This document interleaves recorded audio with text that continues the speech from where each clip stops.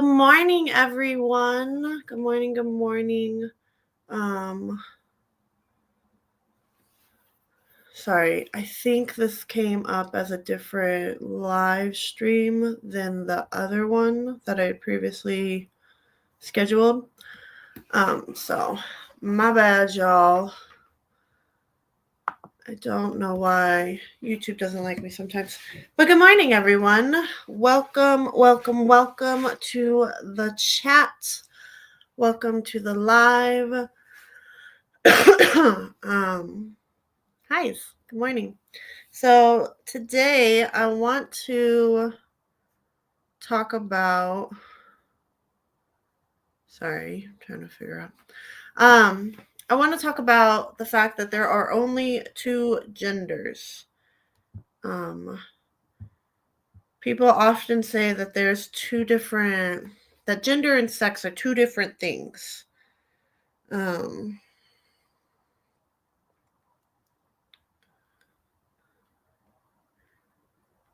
Sorry, you guys.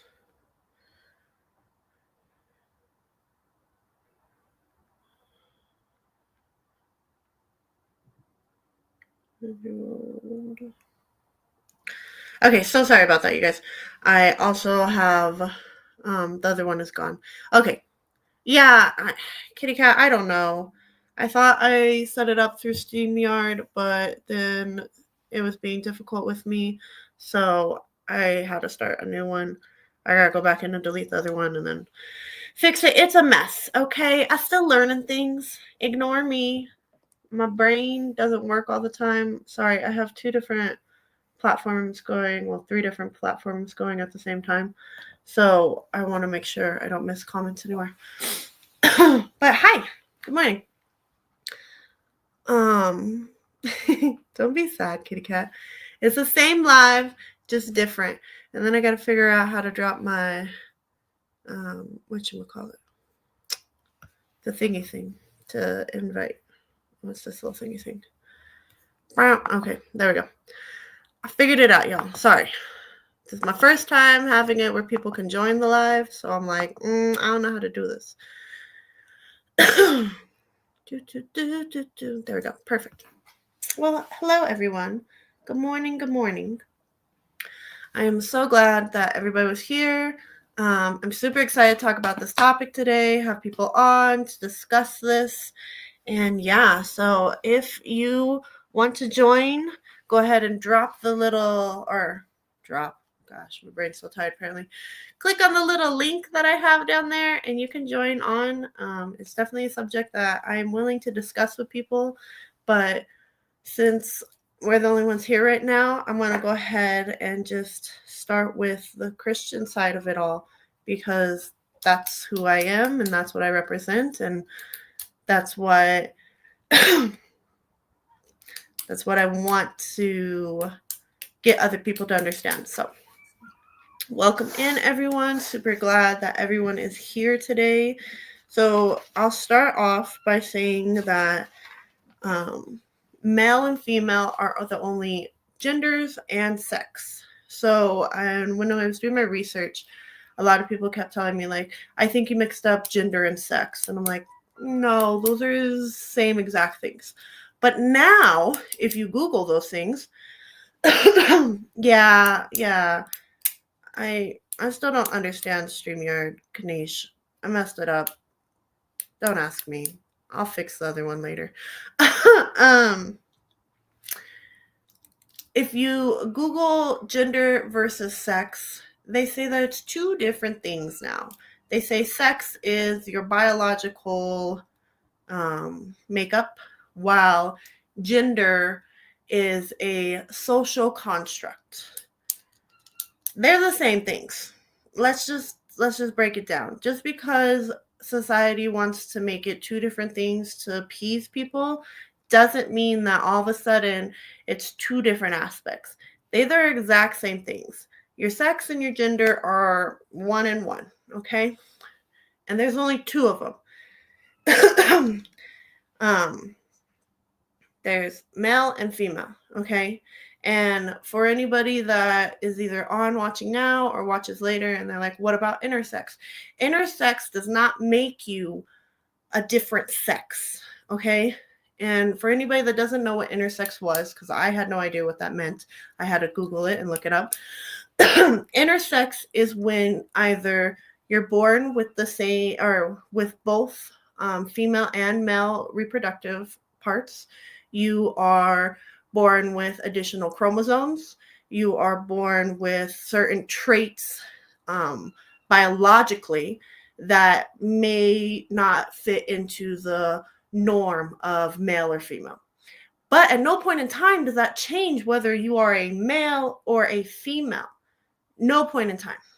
Okay, I looked deep into it. I asked questions. I went researching just to ensure that the things I was saying weren't inaccurate.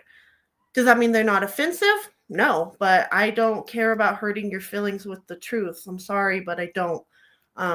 Just because your feelings are hurt does not change that it is true. That's plain and simple. Society now wants to tiptoe around everybody and be like, oh, don't say that. You're going to hurt their feelings. I don't care if it's the truth, okay? If the truth hurts, there's a reason that it hurts. If somebody tells me I'm fat and I get my feelings hurt, it's because it's true. I am fat. I know that. I'm lazy. That's why I'm fat. But at no point in time do I expect them to lie to me and say, oh my gosh, you're so skinny. You look so pretty. Oh my gosh. No, because it's not helping anybody. And the fact that society has twisted what we can and can't say to not hurt somebody's feelings is mind-blowing to me.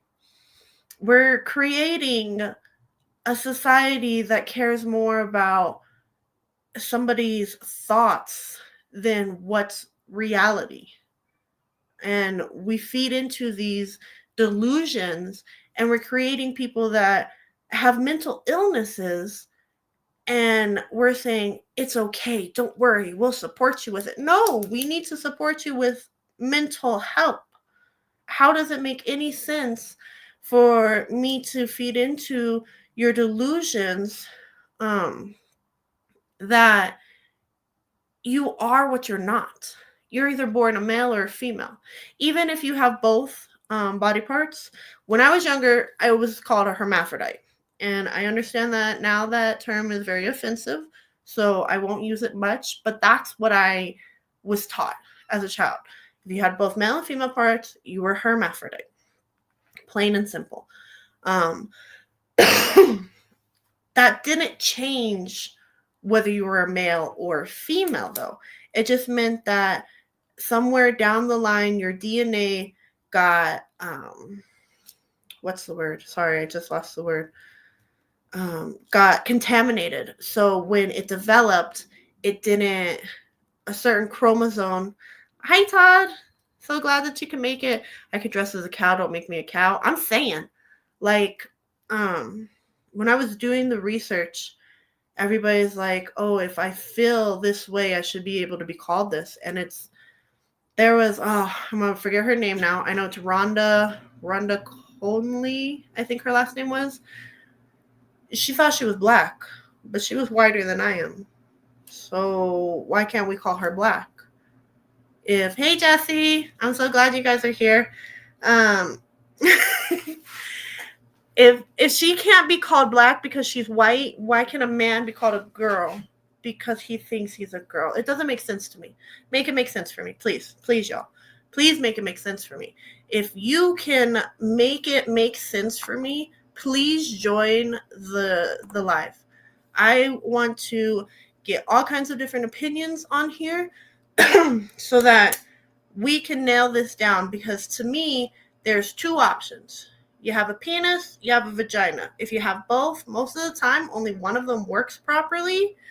If either of them work properly, and so you still are a male or a female, okay? The only people I will say are able to pick whether they are male or female are the people that have both body parts, and that's because as they develop, a certain chromosome will take over.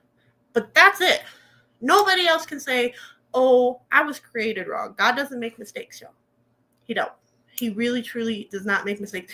Even with people with both body parts, he didn't make a mistake at all. Did we ever think about what man does and how we've corrupted ourselves?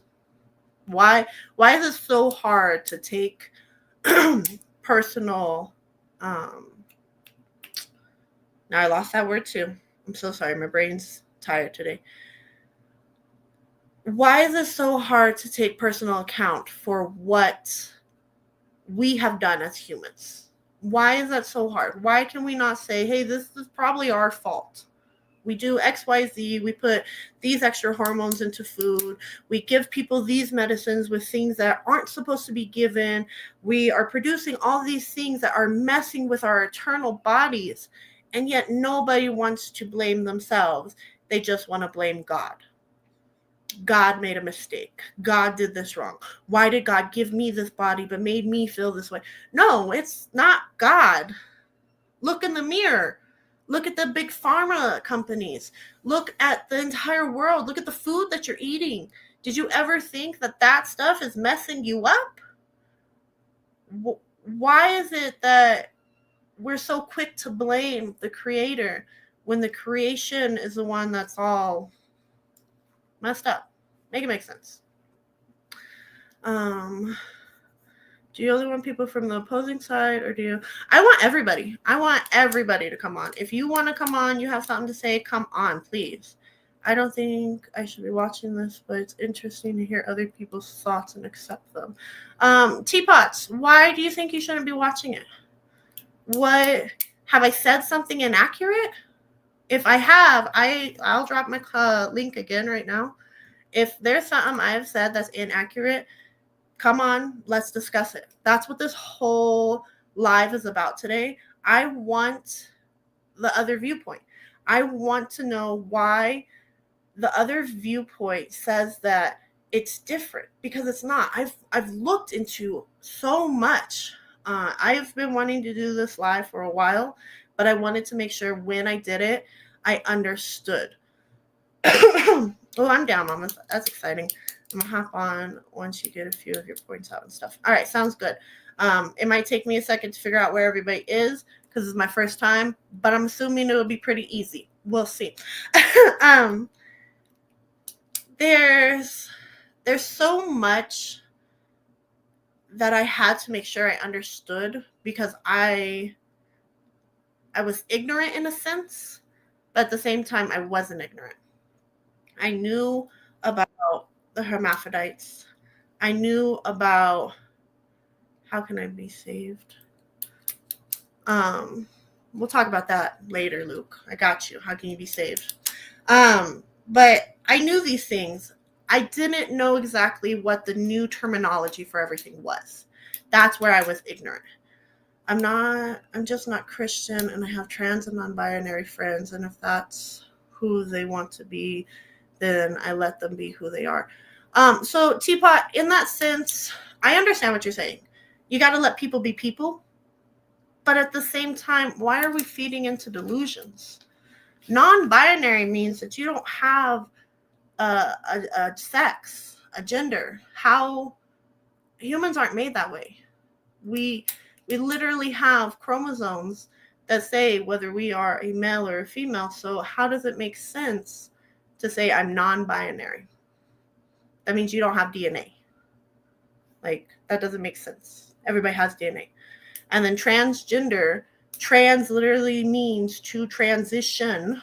That's where we get the words trans from. So you are literally changing who you are to be something that you are not.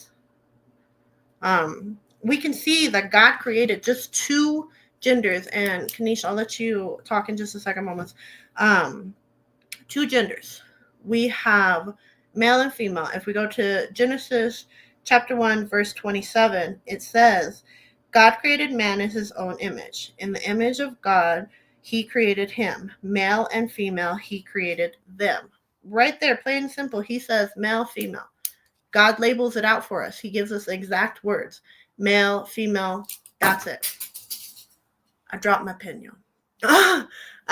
That's it, though. There's no non-binary, there's no third gender, there's no them. And by the way, them, see how it was used here? I just said he created them. That's two people. Them is a plural thing. It's not a singular word. You can't say them to represent a singular person unless you're talking in a third person aspect. Them is one person. Once we start calling a single person them in a first person aspect, we're making them have multiple personalities. And again, that's a medical disorder, that's a psychological disorder. So we are feeding in to making people psychologically ill. And we want to code it as, I don't want to hurt their feelings. Why? Kanish, you got the floor, mamas. Good morning. You're already doing really good, sister. I just want to say good morning. Um, I wanted to talk to the teapots Yes. person. Oh, I'm echoing. Oh, here, let me mute me. I got you. Okay, yeah, now I can. Okay, I wanted to talk to that teapots person because this is what we're here doing this stuff for, is to really talk about talk about this delusion that we have now allowed the people that we so-called love to fall into, and we have told them that basically we have told them that it's fine if I lie to your face. It's fine if everyone around you lies to you. It's fine if you are depressed. It is fine if you're confused. It is fine. And then we top it off to say, "Oh, but I love you." And it doesn't make any sense that the people that we proclaim to love, you lie to people that you love. I mean, it just doesn't make sense to me, or any sense at all. I mean, it doesn't even just have to make sense to me. It doesn't make any sense at all to claim that you love somebody and be fully fully against their best. What's the word? Concern? Best. What's the word, Bobby? Interest. You're against their best interest. Sorry, I need to have some more coffee this morning. But hey, Luke. Good morning, Luke. Um, but I just wanted to talk to you, Teapots, and I don't want you to feel at all like everybody's coming after you or anything like that. I don't want to come after you. I don't roll like that. I just want to talk to you, and I'm sure Bobby just wants to talk to you, because you had said a statement here. I'm just not a Christian, and I have trans and non-binary friends, and if that's who they want to be, then I let them be who they are. Um, Can you elaborate on why, like what you mean by that, teapots? Because I think this is just so much of a common slang that you don't really understand what you're saying. So can you just elaborate where you're going with that? Sorry, let me get some coffee, y'all. I'll be right back. You're good, mamas. Yeah. So I think, and Teapot, correct me if I'm wrong, please, please, please, please. Um, I think people are worried that if they say something to somebody, that they will stop being their friend. They will stop communicating with them. They don't want to make them feel unloved. But what we don't understand is by letting them live in the delusion that we are allowing them to live in, we are making them unloved. We are literally saying, you know what, your delusion is more important than how much I love you and how much I can see that you're actually suffering. Let me continue to allow you to be in this delusion. And there's a reason I said that I want this to be a discussion, not a debate. A debate means that you're trying to prove one specific thing. And while, yes, I am trying to get everyone to understand that there is no third, fourth, fifth, second, billionth gender, I don't want anyone to feel intimidated or feel like I'm going to be more or less a Bible thumper. That's what they like to call people that just read the Bible and tell it how it is. But that's not my intention at all. I want to hear your point of view. I want to see how your brain works in this aspect. I want to understand how and why you feel the way you feel, if that makes sense. So please, if you have an opposing argument, please hop on. I just don't want my fellow Christians to be on here, as a lot of people love to say, echo chambering me. I want to hear the other side. I want to talk to you about it. I want to know what your thoughts are. Please join. Please give me all of that, because how can we have theological discussions? How can we have debates, discussions that improve us as a society if everyone's too scared to get on and talk about it? Like, make it make sense. If you're not willing to defend what you stand for, then why stand for it at all? That's what I'm saying. I'm willing to get on here and defend my God. Why? Because he died for me. The least I can do is defend his word, defend what he has to say, and teach people about it. Because he's not doing it in a mean way. He's trying to save you from what he sees ahead. And that's all that Christians are doing as well. Now, don't get me wrong. There are Christians out there that will tell you, you're a horrible person. You're going to hell. You're sinning. But I'm not that person. I've been a sinner. I am a sinner. The only difference is I have a God that said, hey, you mess up. It's okay. I can forget those things. Don't worry about it. Try to do better. And that's all I do every day. I try to be better than I was the day before, because that's what God wants from me. And I give him my heart. I give him my all. He's at the center of my being. And when we go out and we teach people these things, they think it's mean. They think it's beating them up and being, having a phobia of them, which I don't understand that part either. Please explain that to me as well. Let me catch up on these chitty chats real quick. Yeah, but I'm not a psychologist. Pretty sure I spelled that wrong. Don't worry, we can't spell here neither. No worries at all. And I'm not sure how people work when it's about what they believe they are. So you're right. I don't know what I'm saying, but I really don't want to make them try to act like they are okay and like someone they don't want to be. So I have a degree in psychology. And it's a delusion. That's really truly what it is. I would love to help them, but that's up to the ones who understand the human brain. Is this confusing? I think it is or not. No, it's not confusing at all. Teapot. I 100% understand what you're saying. You don't know how to assist them in their delusion. But let me tell you this. If a person thought they were a cat, right? Let's say you had a friend that said, I would stay longer, but I'm on a project of work and listening from time to time. That's fine, Todd. I appreciate you being here in general. Let's say you had a friend, though, right? Your friend said, I want to be a cat. Okay? I want people to walk me around on a leash. I want to use a litter box. I want to do all of these things. Would you be okay with that? Would you allow your friend to do that? Would you allow your friend to be a cat? Would you treat your friend like a cat? Would you feed them cat food? Would you pet them like they're a cat? Would you do those things? Because that's the exact same thing as somebody saying,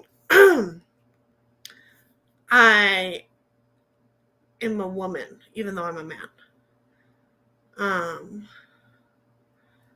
I am a man, even though I'm a woman.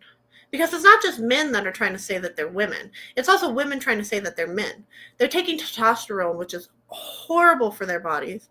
It's giving them cancer, it's giving them cysts on their ovaries, it's messing up with their natural production of estrogen. Like, there are so many horrible things that are happening because we're feeding into these delusions to their bodies. And society has convinced us that it's okay. Just let them be. Let them speak their truth. How can you tell them what's true to them? I can tell them what their body is saying, because their body is telling them, no, we have these chemicals in us. We have these DNA. We have XYZ. And you're adding other things that we don't need. You're adding other things.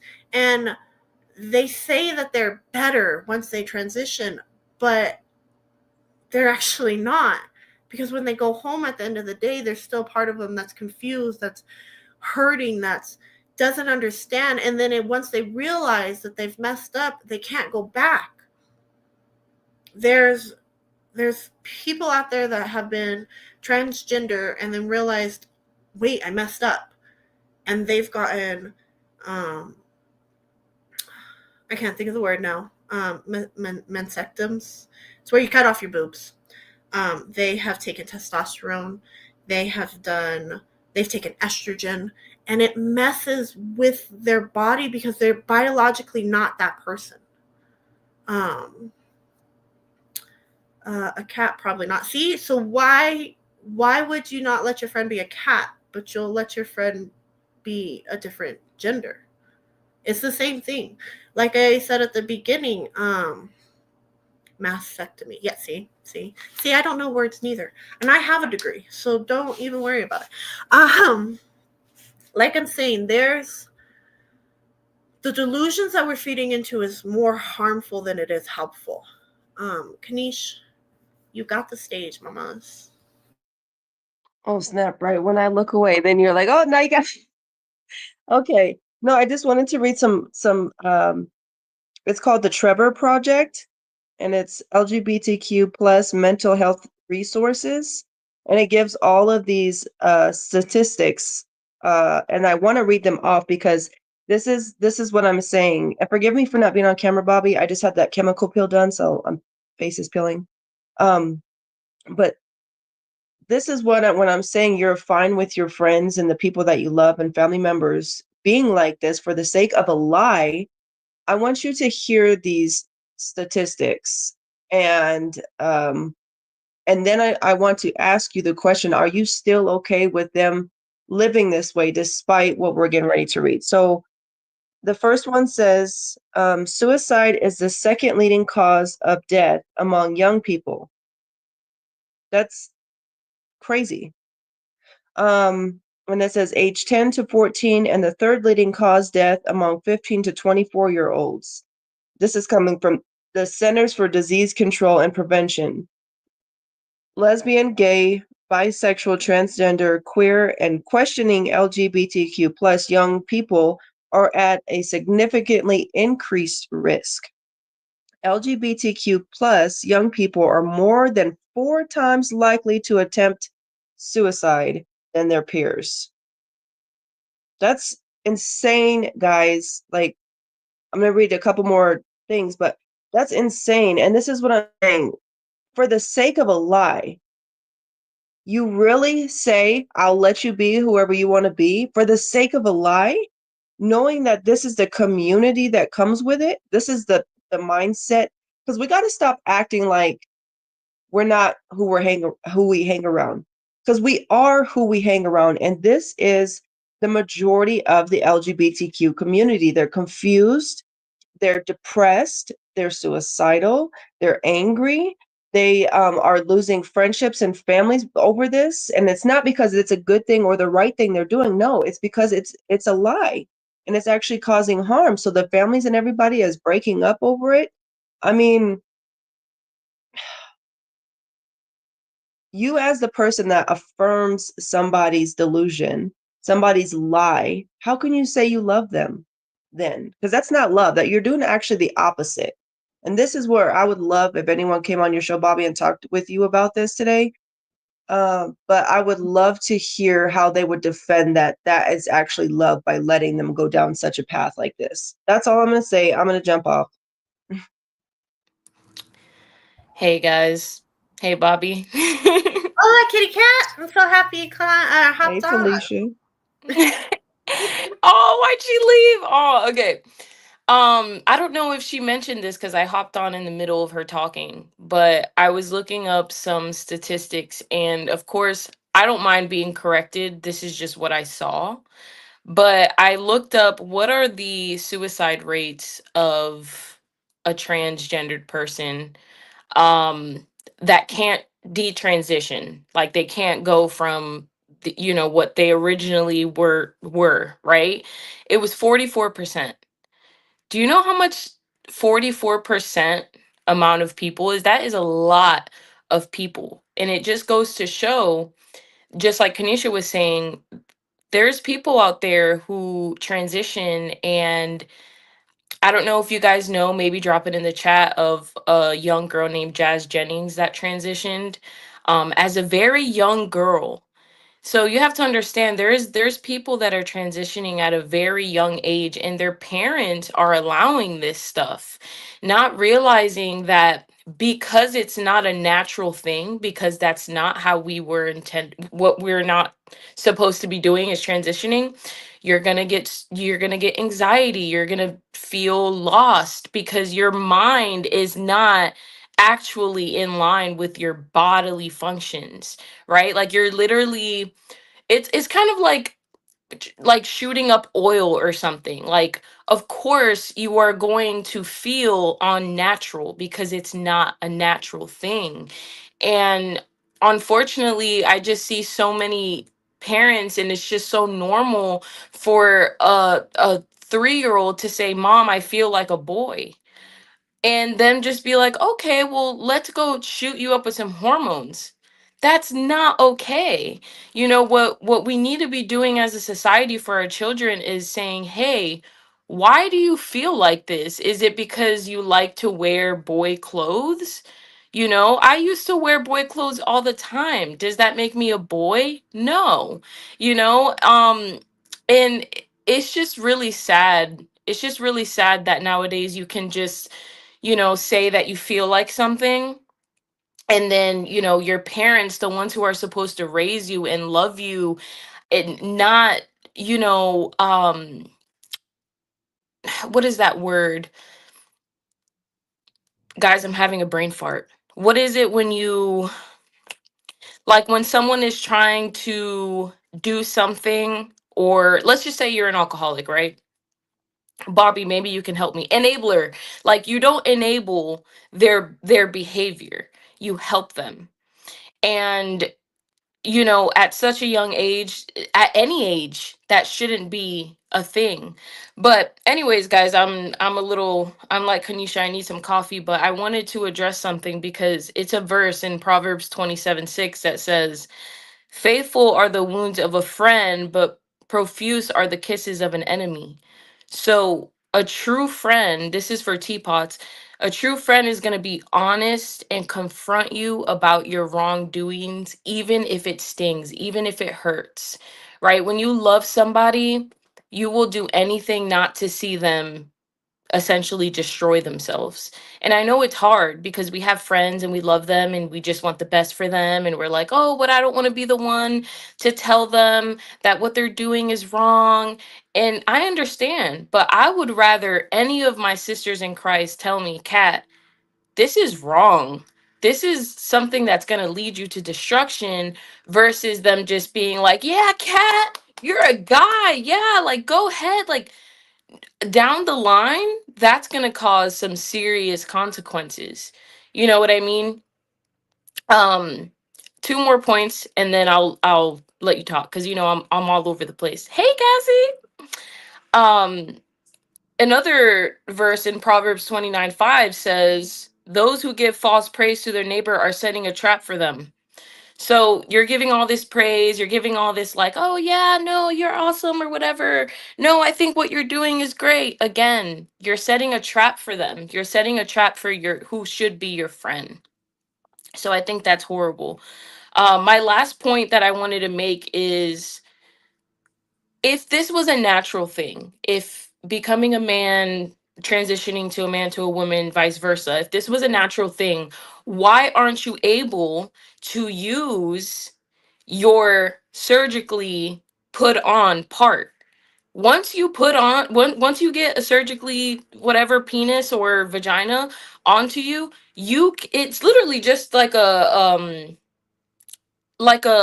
toy. Like there's nothing that you can do with it, because our bodies are set up to be a woman or a man. So you can go the rest of your life without any sexual pleasure from your future husband or wife, because you decided to literally destroy your own body. So that within itself debunks the fact that, oh, well, no, this is natural. No, it's not. Because if it was, then as soon as that thing was surgically on you, you would be able to use it. So it just logically, it just doesn't make any sense, because it's not natural. That's not how God designed us. So I would just say a word of encouragement to teapots and anybody that's watching. If you have family or anybody out there that's struggling with this, it's going to take some time and it's going to be hard, but please don't deceive them with lies.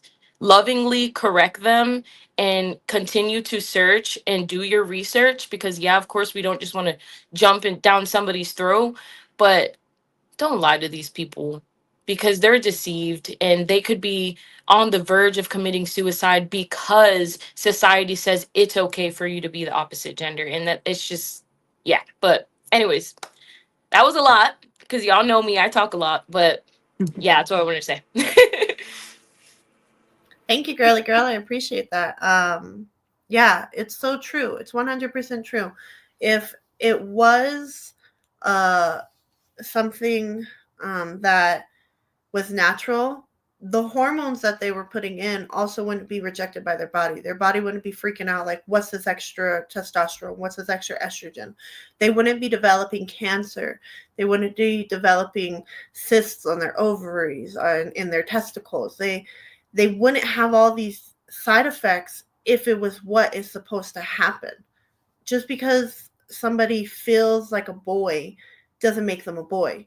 I When I was younger, all I had was an older brother until I was 10, or sorry, until I was 5, but I couldn't play with her until I was about 10 because she wasn't big enough to play with. So I did boy things. That doesn't make me a boy. I still a girl. Trust me. My body reminds me every month I'm still a girl. And what it's so frustrating that we're so willing to give other genders our identification so easily because you're downplaying that gender. Like when you say a man is a woman, I go through things as a woman that a man can never go through, nor would they be able to deal with. So why that's disrespectful to women. And the same with men. To say a woman is a man, there are things men do that women could never do. So you're just disrespecting them. Like, why are we so quick to want to not hurt somebody's feelings, but we're so quick to disrespect the people that actually go through those things? It doesn't make sense to me. Mama Cash, you got the floor, girly. Mhm. Well, I love this topic.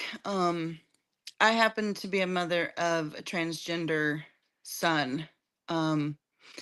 And my daughter also, she doesn't want to transition or anything, but she has days where she says she feels like a guy and days that she feels like a woman, and she dresses accordingly. Um and she doesn't choose male or female, but she's always had a boyfriend, she's never had a girlfriend, so it's like, stop riding the fence. But anyway, my son, my youngest, he when he was probably 16 years old, he decided that he wanted to be a female. And at the time he thought about the transitioning and everything.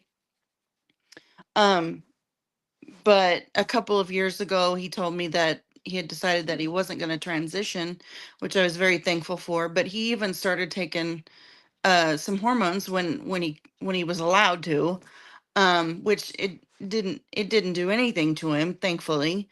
Um, and if you know, it was a really hard pill to swallow for me as a mother, because you know, I felt like I was here. I had raised my son for all these years and observed him, and he was all boy, you know. He did all boy things, and all of a sudden he's like, "Oh, I want to be female." And I'm just like, "What happened?" It's like I was meeting a whole new person, and it really upended my relationship with him for a while, because I was just like, "How does this happen?" Um I also was a school bus driver, and I worked in the school system for a lot of years, and I was a substitute teacher, and I've seen over the years this social social thing happening where it's like you got to try everything. These young people have to try everything, and you don't know if you're gay or not until you kiss you know, somebody of the same gender, or is with them in a sexual capacity. um and it was just a push that you really should do this just to see who you really are. And I know that both of my kids were heavily influenced by the kids that they were around in school. um it So I think a lot of times it's a social thing. um they they don't necessarily, and when they're young like that, you know, your brain isn't fully developed until you're like 25, 26 years old. You don't have the full mental capacity to make a decision like that until you're in your mid 20s. So you know, that was one of the things I told my son. I was like, don't do anything until you're that age or above. And I didn't support him. It didn't change my love for him, but I did not support him. I didn't want him taking the hormones. At the time he was living at his dad's house, and there was really nothing I could do about it at that point. And he was almost 18 when he decided to take these hormones. So it was like I could no longer say no. You know, I couldn't put a stop to it because he was of age. Um but I'm telling you, it was really, really difficult. It still is difficult. Um, my son, who has a female girlfriend, um, she wants to be a male. And the last time I visited with them, she was talking about doing the mastectomy. Yeah. And I just,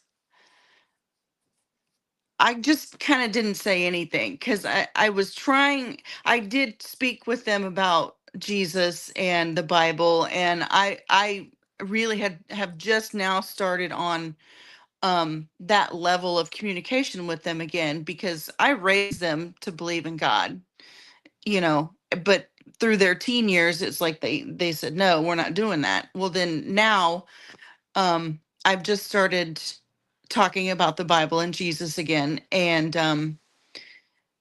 his girlfriend uh wants to convert to Judaism. So, you know, I felt like, well, if she's of a religious inclination, I can talk to her about the Bible, you know. And so I started the conversation with her, and my son and my daughter was there too, and they were, you know, they were listening. They weren't taking it in necessarily, but they were listening, that not shutting me down.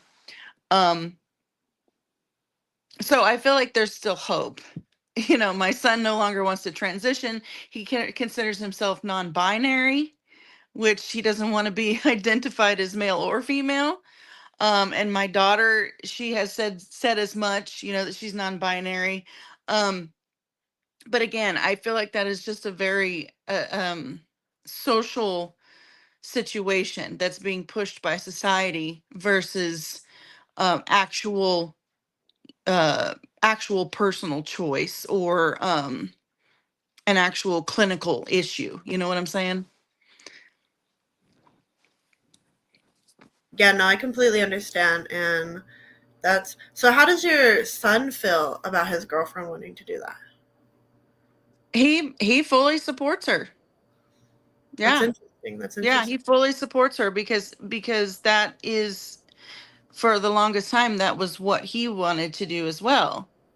Um but I'm just like, you know what? You're a male, she's a female. Why don't you just carry on that male female relationship like what's normal, you Yeah. know? My son, he's not gay. He Yeah. doesn't want to be with a man, you know, but here you have a girlfriend that wants to get her breasts cut off and something sewn on that I mean, you're never going to have the same experience, you know, after that. Yeah, So that's it's why I like, was wondering how he felt about it, because if she was to go through that, more or less he would be a gay man at that point, because technically in their eyes she would be a man. So that's very interesting that he's okay with that, but he doesn't identify as gay. yeah, Makes me laugh a little. But I also love, and Kanisha, I'll let you talk in just a second, girly girl. I love that you said that this generation wants to try everything. Um, I actually just seen something the other day that said we need to bring back tobacco, just because instead of kids rebelling and trying tobacco and going out behind the dumpster and smoking cigarettes to rebel against their parents, they're trying to switch their genders instead. Now they're saying, oh, mom wants me to be this, so I'm going to say I'm this instead. And I had to laugh. I was like, oh, that's so funny, because that's really what's happening. They do no longer, since there are certain things that are no longer promoted for them to use as a rebellion, they're now disfiguring their bodies to rebel against what they think mom and dad are being mean about. But in reality, their brains aren't developed, like you said. A man's brain isn't all the way developed until he's 30. A woman's brain isn't all the way developed until she's 25. So at no point in time should we be allowing not only adults to disfigure themselves until they're fully developed, but children who are nowhere near developed. Kat said earlier about like a 3-year-old saying, oh, I feel like a girl, but it's a boy. My 3-year-old doesn't know green from pink. So why are we allowing them to say, oh, I'm a boy, but you're a girl? Like, doesn't make sense to me. They don't have that cognitive level. We wouldn't expect them to be able to do other things. Why are we allowing them to make these rash decisions? We're just feeding into society because society says if you don't do it, you're a horrible person. But in reality, like, what? How? Why am I a bad person because I want my child to fully understand what they're trying to do before I allow them to do it? And yeah, there's some states that say at the age of 13, they're allowed to do it. And it's scary because we're not allowing 13-year-olds to vote. Why are we allowing 13-year-olds to mutilate their bodies? yeah. Something else, I when my son told me that he was transgender, I asked him, I said, you know, what makes you believe that? And like, maybe I said, there are men that are more feminine, just like there are women that are more masculine. It doesn't make them that gender, you know. It just means that you have a little bit more of a sensitive mind and heart, you know. And again, at that age, you don't have the cognitive, scientifically, you do not have the cognitive ability to determine that and to distinguish between the two. You just have to give yourself time. And that's what I told both of my kids. Please just give yourself time. And I've not given up hope that they will both, when they get old enough, be like, you know what, that was kind of silly, and I was kind of just following the crowd and being in the fad. But it's like, um, what was I gonna say? I'm sorry. Anyway, go ahead. I forgot. Maybe I'll think of it. You're good. My brain turns off all the time. Kitty cat. Sorry. I wanted to say something because you had Cassie had said, even if you surgically put on like your breast, like it will never be the same. Like you're not gonna feel any different really. It's just for aesthetics, right? And I was thinking about when a lot of transitioners will say, "Oh, well, I feel period pain," with the hormones. And to me, that is it's just really disrespectful to say something like that because as a woman, right, we deal with things that you will never understand. So it makes me think of like, have y'all ever seen those videos where there'll be like a pregnant wife and they'll put like those contraction belts around their husbands and be like, "Oh, I want you to feel how I feel when you get contractions." You can feel something, but you will still never understand what it is to actually go through that birth, right? You will never understand the birthing pain of what a woman has to go through. And it's exactly like, okay, you can feel period pain, but one, it's probably not as intense. You're not going to feel the emotions that come with that. You might feel a little bit of it, but again, it's never the same. And the third point, you're never going to actually have blood, like menstrual blood. Sorry if this is TMI to people, but it's human nature as a woman. This is what we go through. So it's equivalent to me to that. It's just like you can't compare a belt with contractions or a period pain to actually being a woman, right? Because you're just only getting a little taste of it. But when that woman is giving birth to that child, you'll never experience that. So it's disrespectful for people to say that they're a woman. I'm sorry, my cat just like wants to hang out with me, but yeah, that's all I wanted to say, y'all. And Cassie, thank you for sharing. Um thank you for sharing. I love you guys. I'm going to hop off and let everybody else talk. Love you guys. Love you, Kat. You're so cute. Thank you. Stop it. Kanish, you want to go ahead and say what you wanted to say, girly girl? Yeah, Also, well, thank you ladies for hopping on. And if there's anybody watching, please, if you have the opposite mindset, please hop on. I want to talk to you. I want to know why you believe what you believe. yeah, and I'll try to make mine quick because I hate taking up, your show, for a long period of time, but several things. I know what I'm going to say is going to sound really hard, but it's got to be said. Um, these, anytime you see a social movement like the LGBTQ, the Black Lives Matter, the feminist movement, you got to understand that if we don't, if we don't stand firm in the faith, right? These social movements will take over because a lot of times these kids are actually not gay at all. They're not trans at all. They're doing it because, and that's why I want to touch on what Cassie said, they're doing it because it's the environment that they're in, right? It's the cool thing. Just like back in the day when we were younger, it was cool to smoke, right? So it's the cool thing to do. And you know what I find, and this is gonna sound really, really harsh, but it's true. You know what I find, and I've observed this my whole life. When people get into the same sex relationships and stuff, not all the time, but a huge chunk of the time, it's because they're uncomfortable with how they look. They're not an attractive person. Okay. I know that sounds harsh, but you'll actually find it more rampant among those who are not really like, super model looking or something like that. And they're not getting as much attention from the opposite sex.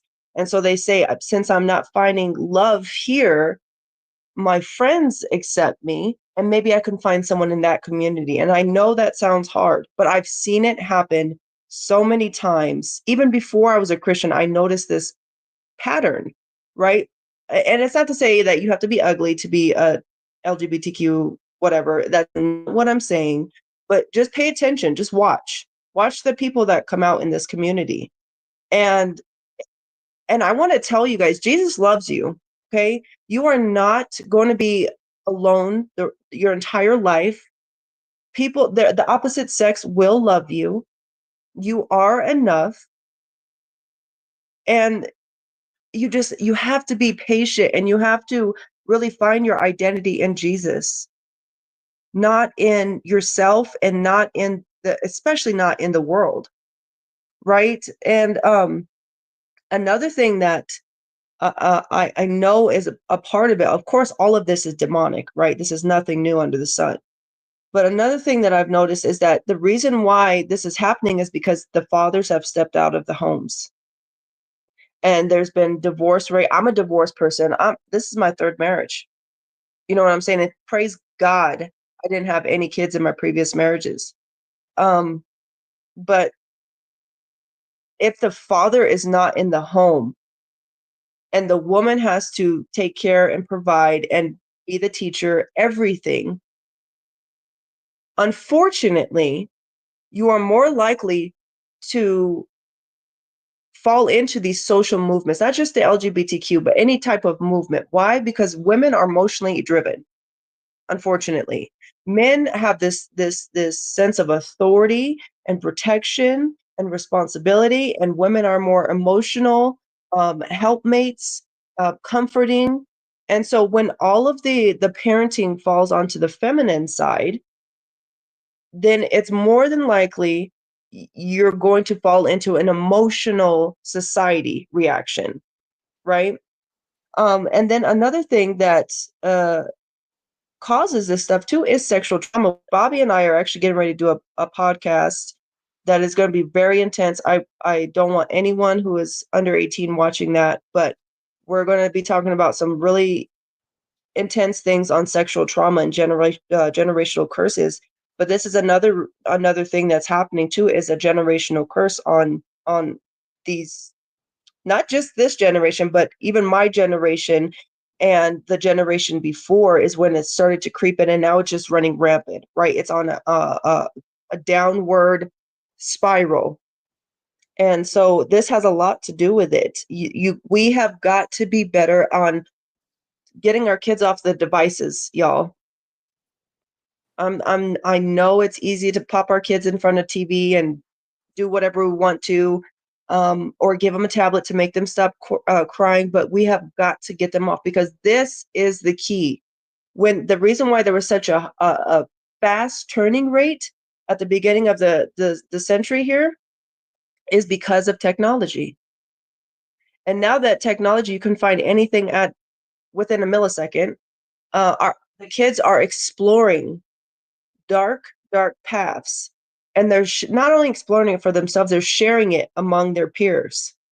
Okay, and it only takes one time for you to see something, for you to become attracted to something, whether that's a drug, a sexual habit, alcohol. It doesn't matter. It only takes one time for you to try it and like it, and then stay on it. So and I agree with Julius. Public schools are killing our kids because we don't have any control over what's being taught. We have to fully rely and trust on complete strangers, literally complete strangers, to teach our kids the right things. But because the parents don't have any say-so in what is being taught, and because the government is the one that says, hey, this is the curriculum that you must follow, this is another issue. And because the social movements are heavy in our schools, the teachers are now affirming to the children these social movements. So much so, they're bringing in pride flags. They're bringing in, the Black kids get more, because of the BLM stuff. The Black kids get more special attention. The girls get more, hey, you're empowered. I mean, you just see it. If your eyes are open, you're going to see this stuff. And so I know that was like 5 different things I touched on, but I really believe this is where it all comes from. I just want to add something to Kanisha right there. Um, I remember when my son wanted to be a female in school, his teachers started calling him by his preferred name. That's what they call him, preferred name. And they didn't even ask me, didn't consult me, nothing. And I'm like, he's 15 years old, and you're calling him Robin? Auburn. That's what he wanted. It's Robin now, but it was Auburn back then. You're calling him Auburn because he wants you to, and you didn't even talk to me about it, his parent. And so that was very off-putting to me. Um, she mentioned social media. Um, oh, it's awful on there. And unless you're just sitting next to them on their phone every 5 minutes, you don't know what they're looking at. And it's just awful. There's just so much of it that they're subjected to that you would almost have to lock them in their bedroom at home to keep them, and with no phones and no friends, to keep them away from it. That's the sad part. And I feel like I raised my family, my kids in a, you know, scriptural godly home. However, like Kanisha said, I'm on my third marriage. My two younger kids' dad visited with them like one weekend a month, but other than that, he was very much not involved, and I was the one raising them. And so my son and I were super close, and we've spent a lot of time together. And I feel like that could have been something that contributed to the idea that he was feminine and wanted to be female. I'm not sure, but I mean, it makes sense what she said. Anyway, I'm gonna hop off here and let Yara talk. But I just wanted to share that stuff with you guys. Yeah, and Cassie, it doesn't have like a absolute factor, right? Like that's not the reason why a male would want to be a female, but it does have a strong because of think of it like when you're really paying attention, right? Not just surface level, but when you're seeing things on a deeper level, you're going to see patterns. And Mhm. anytime you see a pattern, you have to see when it started. And the there's the biggest amount of single mothers that we have ever had in history raising men and women by themselves. And so because remember, God, it starts in the home. Everything that we ever as human beings will ever do in our life starts right in the home. And so if the home gets broken up, then that is going to create think of it like a break in the chain. We once were one solid chain. All of a sudden I cut part of the chain. Okay, it's still hanging on there, but there's now a weak point. And then something else happens, maybe sexual trauma. Boom, there's another weak point in the chain. It's still hanging on, but it's not as strong. And at any point in time, one of those links can come loose, right? And we're seeing all these links come loose because it started in the home. And it's no one's fault, but what we have to do is take this more seriously. We have to stand up and us, like me, you, Cassie, Yara, Bobby, everybody must stand firm and say, no more. Okay, I've already messed up in the past, but today is a new day. I have the choice to decide that I'm not going to allow this or affirm this or whatever it is anymore because nothing changes if nothing changes, right? And it's so hard to do because we love these people. I have gay people in my family, and the, I had to make a decision to tell them like the gospel. I had to tell them the truth. I had to tell them that no matter what, I'm sorry, I can't affirm what you're doing because then I would be going directly against my creator, who I say I love the most. Right. And it's hard. We act like this is an easy thing to talk about. It's not. It is so hard because you have to look the person in the face that you have been with even before you're a Christian, who shared all these memories and all these things with, and you have to look them in the face and tell them, I cannot support you on this. And I'm going to tell you one thing. It's worth it. It's worth being honest to people, even if their feelings are hurt, because at least when you look your creator in the face, you can say, I chose you, Lord, and I chose the truth. No matter what the outcome was, I trusted you.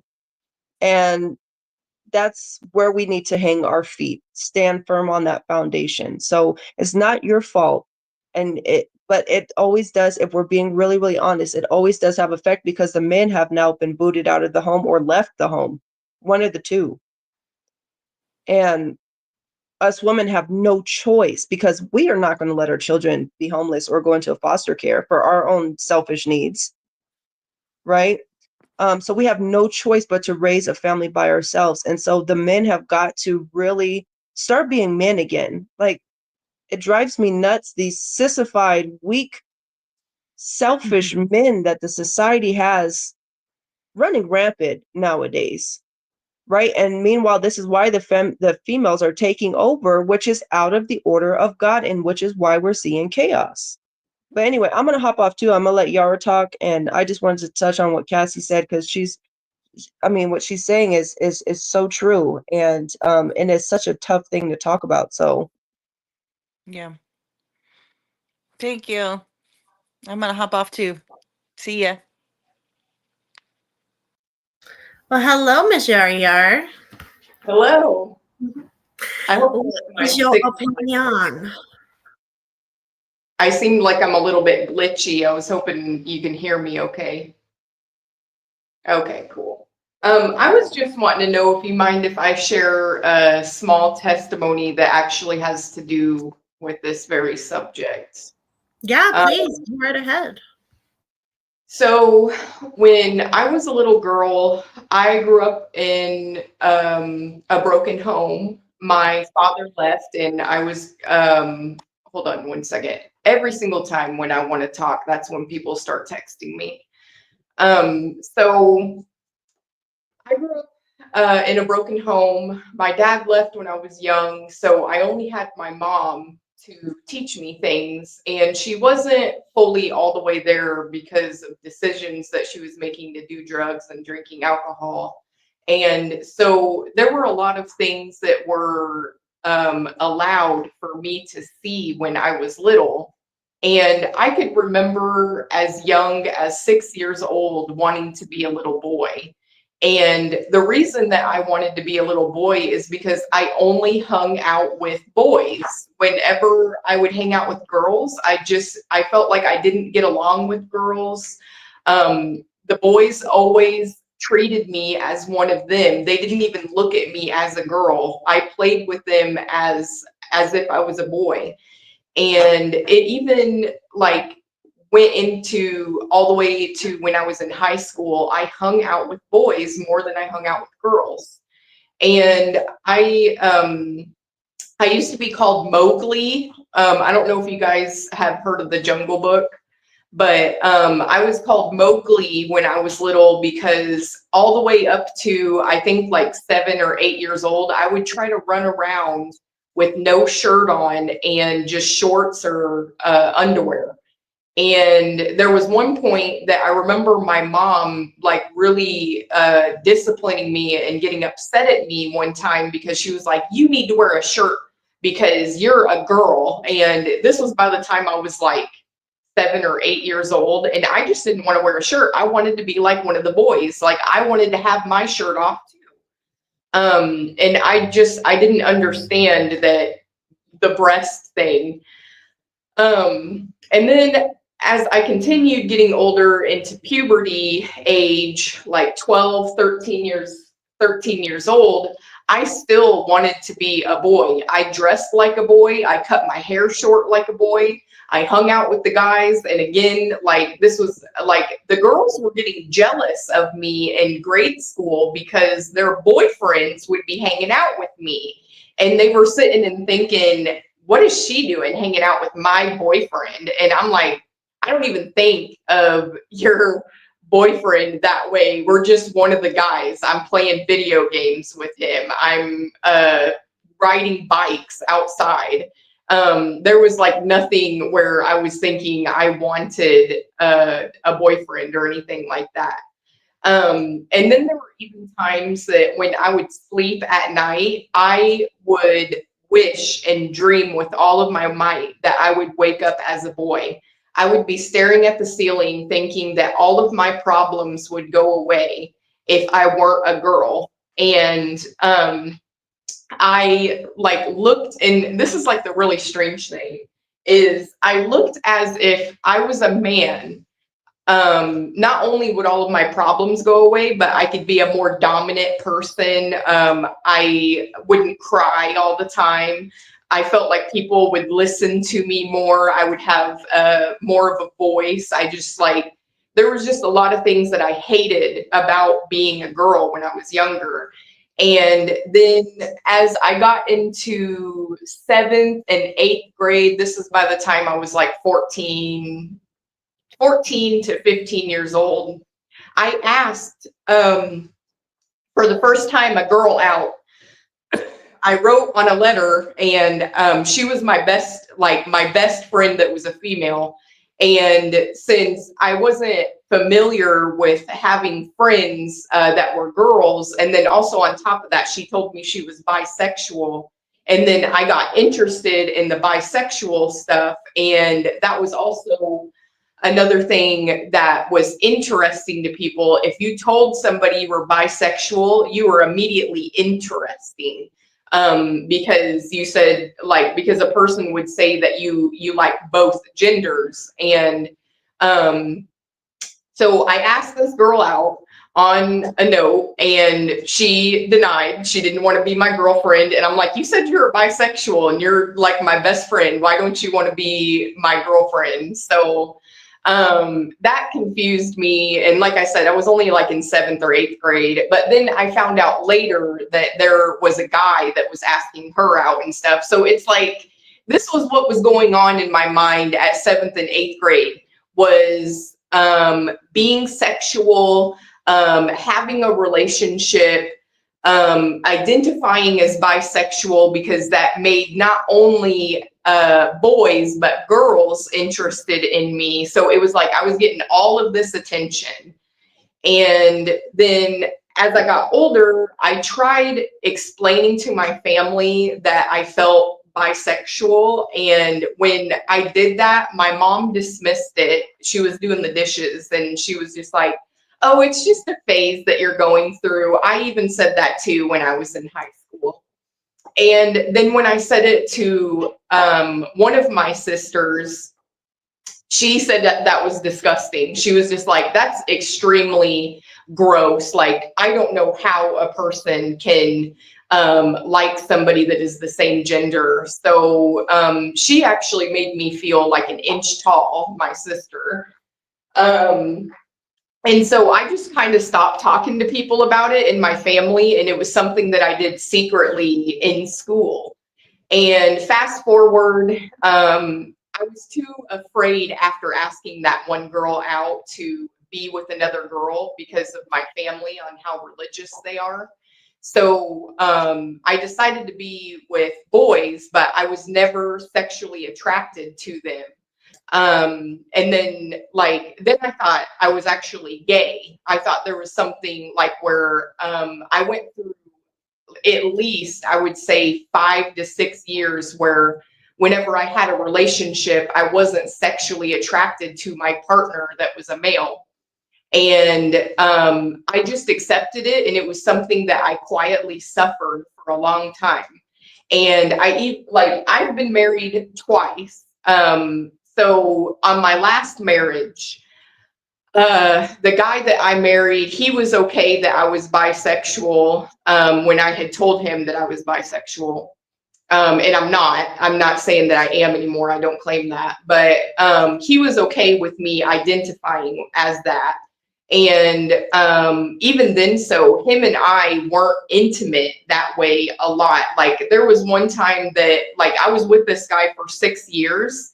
And there was one time that I think we only had sex one time in that year. Like, that's how how active we were. We were more like buddies than what we were as a married couple, which was interesting. And he was okay with that. Like, he was like, if we don't have sex, that's okay. You can just play video games with me for the rest of your life. And it was like, I felt like I found my perfect match. I was just like, I don't really like having sex with guys, and I'm not physically attracted. And when I admitted that to him, he was just like, okay, that's fine, whatever. And he was okay with it. And I was just like, you know what, this is awesome. And it fit everything that I wanted. And I'm trying to make it short. Like, I'm not trying to like make this too long, but in 2018, I was going to commit suicide because I was really depressed. I had a lot of confusion in my life, and that was the year that Jesus saved me. And like, I decided to not kill myself because of Jesus. He convinced me to live the way that he wanted me to live my life, that he had designed me for. And I was real skeptical about it, but I still accepted. And I was angry because I wanted to take my life. I was miserable. I was confused. And there were so many things that I wanted to just be out of this world. And so whenever all of that stuff happened, I went through the divorce. I divorced my ex-husband at the very, very beginning of 2021. We had separated in 2019, but the divorce wasn't final until 2021. But whenever I separated from my ex-husband in 2019, I fully thought I was gay. I fully thought I was a lesbian woman, and I had embraced it. And I started hanging out with an LGBTQ community that also went to church. Like, so they were associated as Christians, but it was like we would all get together on the weekends and talk about our dysfunction on how is it that we're gay, but we're Christians. And so like we would have these weekend talks, just like Bible studies. And we would talk about our dysfunction, and somehow at the very end of every single gathering that we would have, talking about God and then talking about our dysfunction, we still believed that Jesus tolerated our sin, that he tolerated us being in that. So that was the delusion in being in that for about 2 years. I did that, and I didn't date anybody. I didn't like go that route or anything, but I had a lot of people praising me for finally coming out. And even my cousin, she was like, I knew that you were a lesbian ever since you were a little girl. And this is my cousin that grew up around me and knew me since I was little. And she just affirmed it for me when I said that I was a lesbian. And she's like, I always knew that because you never liked guys, and you always like seemed like you had a boyfriend to please the family and to just do the look. And so I actually started telling my family that I was a lesbian. I told my mom, I told my sisters, I even told my nieces and nephews. Like, that's how serious I was about it. And I explained to them, it doesn't change who your auntie is. And at this time, they were preteens and stuff like that, my niece and nephew. And so that's how serious I was about thinking that I was a lesbian. And I was still in a lot of confusion because I had just given my life to Jesus in 2018. I was suicidal at that time. I had made an angry agreement with God. And at that time I was like, I think I'm a lesbian, so how the heck am I going to be a Christian? And I was like doing the fake church stuff and all of that.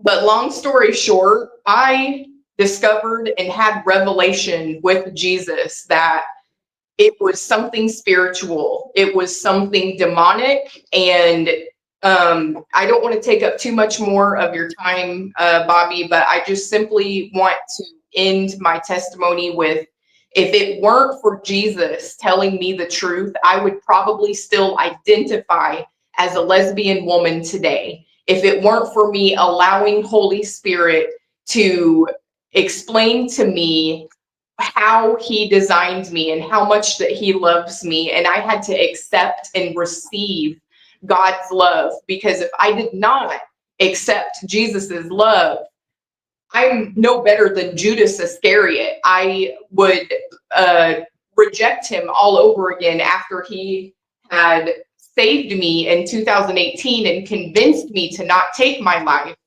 If I would have stayed in that state of mind, I would have rejected Jesus all over again after he saved my life. And it just I would have been right back where I was. And what I mean by that this is spiritual is because at the very beginning, when a child is born, the enemy wants to take your soul. The enemy wants to destroy your seed. The enemy wants to destroy your womb. He wants to destroy, steal, kill, and destroy. That is not our God. The God of Isaac, Jacob, and Abraham. This God is love. His nature is love. And we don't fully understand his mind. His thoughts are way higher than ours because he designed us. He made humans. And for us to think that we could think like God is absolutely ridiculous. We do not have the mind of God. And for us to be thinking like that, that is where Lucifer lost his authority, and he also lost his he lost his position in heaven, is because he thought that he was better than God and that he knew things better and that he was higher than God. That is the very reason that that angel lost all of his authority, because he convinced 1/3 of the angels of heaven to go with him. So this is why it's so spiritual. For a person to, and I hope that somebody is receiving this, to know that that Satan comes as a deceiver. He comes as an angel of light. So he's going to look like the Christ, but he is not. And he is going to say, it's okay that you're a lesbian. It's okay that you're gay. It's okay that you're transgender. God tolerates that. He still loves you. When you die and you go to heaven, you're going to be okay because you were a good person and you were only with one person all of your life and you were faithful to them, even though that they are the same sex as you, and you were faithful to that person and you treated them like a godly spouse. Jesus is still going to accept you into heaven. That is from the pit of hell. Absolutely. God does not want you to be something that he did not design you to be. Satan wants to destroy the womb and destroy the seed. That is why there are so many deceived human beings in this world right now, is because he is convincing. If he was able to convince 1/3 of heaven to fall with him, how easy is it for him to convince a human being that a human can't even think about the spiritual realm? They don't even believe in spirits. They don't believe that they're being manipulated. Things like that. That's all I want to say. I'm starting to get on a tangent now. I appreciate you, Mama. Thank you so much for that testimony. That was powerful. But yeah, Satan loves to tell lies. I actually, I'm never gonna lie, when I was 18, I was in a lesbian relationship. She's my best friend. We've been best friends even before. And yeah, so it was very hard for me at first because I knew God. I didn't have a relationship with Jesus necessarily, but I knew God. And I battled for a very long time with, is this okay? Is it not okay? But then slowly over time, as I continued on, I convinced myself, it's okay. God's fine. He doesn't mind it. It's okay. Everybody can figure out their own way to heaven. And it's just because I stopped being close to him. I stopped reading his word. I stopped actually paying attention to the things I already knew he had said. And I just moved further and further away from him. So the enemy was able to creep in and say, hey, it's okay. Don't worry about it. Hey, it's okay. This is fine. Everybody figures out God for themselves. There was even one point in time that I was convinced that maybe God really does come to people in different ways. Maybe each person can figure out God for themselves. And that's just not what the Bible says. It's not what he actually teaches us. It's not what he wants for us. But the enemy is so good at making it look appetizing that we feed into it, especially when we're lost, when we're lonely, when we're vulnerable, because that's where I was at that point in my life. I was very, I've always been a chunky girl. So definitely what Kanish said, if you're not comfortable with yourself, things are able to creep in. And I was not comfortable with myself. I didn't like the way I looked. I didn't like the way I talked. I didn't like any part of me. And I felt because of that, somebody could finally love me. And even in the relationship, it didn't really feel like a relationship. It just felt more of like friends with benefits. And there was multiple times I'd be uncomfortable with things, but I would just do it because I figured, hey, well, this person loves me, at least it's better than being alone. And I think that's another thing where we fall into the capability of convincing ourselves that it's okay to feed into these delusions that we put on, like they're not comfortable with themselves, let them feel this way so they can be happy. But in reality, it's not making them happy. It's only filling a void for a very short time, because that void is still there no matter how much they say, I'm a man, I'm a woman, because they're not. And when we feed into them saying those things and allow them to go about each day and convince themselves that, yes, even though you have a penis, you're a woman, it's okay. But when you go home at night and you're by yourself, do you feel fulfilled? Because 9 times out of 10, I know they'll say no. Because me, myself, I never felt fulfilled. And it's because that emptiness that you feel is actually the need for Jesus, the need for God. And until we go back to being able to tell people those things and call them out of love, not out of being mean, out of being judgmental, out of pushing our agenda, um, but we actually see that, hey, this is love. I'm telling you these things because I've experienced these things. I've dealt with these things. And the only way I was able to fill any kind of void was when I finally met Jesus for who he really was. It's not in the religious aspect of church that many churches will explain him as. It's I got in my Bible, I talked to him, and I built a relationship with him. That's what we really need to do. And by feeding into people's delusions, we're creating a blockade where Jesus is no longer allowed to get in, because they've convinced themselves he doesn't accept me like this, so he must not love me. Kanish, what's up, girly girl? No, I just love Yara, your testimony was so good. And Bobby, I loved what you were just saying. I wanted to just touch on that it's okay, y'all, to be truthful to yourselves. And it's okay to be truthful. Like for me, like let's keep it real. Like I was never a lesbian. I engaged in same-sex sexual activities. I was never a lesbian. I knew that from day one. I don't ever find a woman attractive, so I knew that. But if we're keeping it real, like my sexual sin, I was a hoe. Let's just keep it real. I mean, I slept with whoever I wanted to, whenever I wanted to, however I wanted to, as many times as I wanted to. And, when I came to Jesus, that was something I had to accept. Like, you have given yourself away like a free prostitute. And that truth hurts. That truth really, really sucks. But it wasn't until I was truthful about the truth that I wasn't able to break free until I admitted it to myself, what I have become, right? My identity has become that of what the scripture would say. This sounds bad, but a whore, right?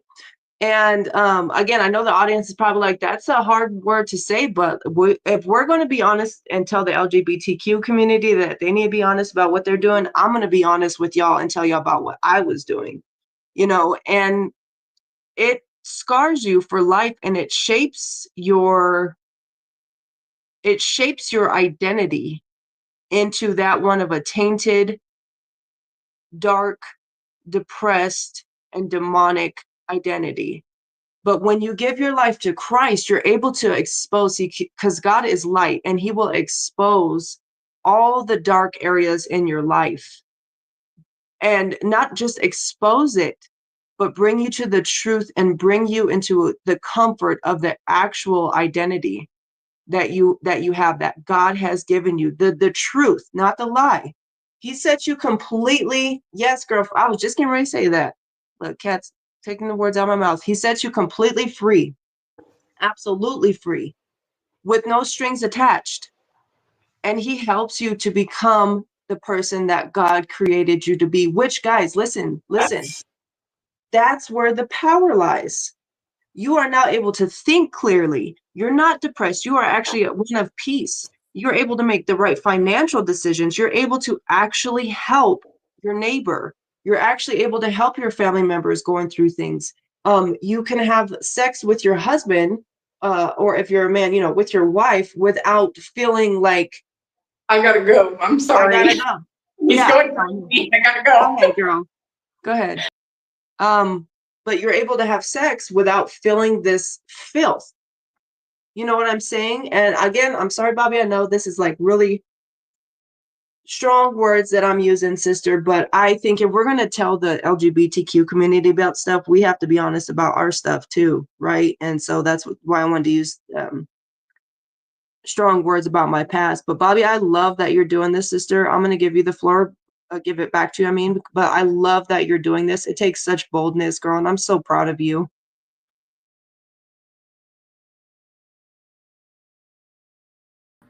You're so sweet, mamas. I appreciate that. I appreciate all of you for coming on. And I wish somebody would come on and give us the opposite viewpoint, because that's really what I wanted to do this live for, because I want to talk to people who have these delusions, because that's really what they are. And I know people get mad that I keep calling them delusions, but it really is delusions. It really is.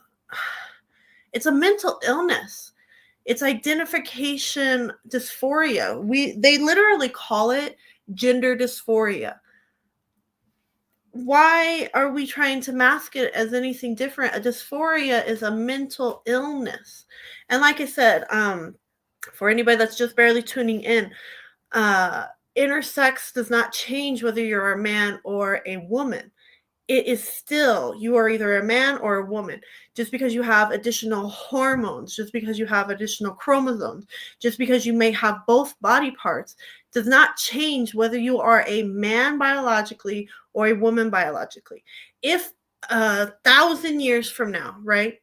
Let's say the earth lasts 1,000 more years. Your body is found. None of this flesh, these additional body parts you're putting on, will be there. Do you know what archaeologists are going to say? This was a man, this was a woman. You want to know how they figure that out? From your bones. A woman's pelvis is larger than a man's because it's meant for birth. You can literally see if a woman has given birth because her bone is broken. Okay? A man has certain characteristics of his skeleton that make him a man. That's how we determine what skeletons from however long ago, I won't put a date because everybody wants to debate how old the earth is, but however long ago certain skeletons, that's how we determine whether it was a man or a woman, because of the pelvis area. None of these additional body parts that you're putting on yourself, none of the additional hormones that you're injecting into yourself is going to change your skeletal makeup. So what you saying, I feel this way, will not matter in the long run. So stop harming yourself. That's what it is. You are harming your body, and society is feeding into your mental illness. They are actually creating your mental illness. They are saying, you are not important enough to us for us to keep you the way you're supposed to be. Let's kill you faster because the food that we're feeding you is not killing you fast enough. The diseases that we're putting out in the world aren't killing you fast enough. We need to decrease population. And guess what, you guys? When you take these extra hormones, you take these additive things, they're sterilizing you. That's what it's boiling down to. And you are willingly taking the sterilization.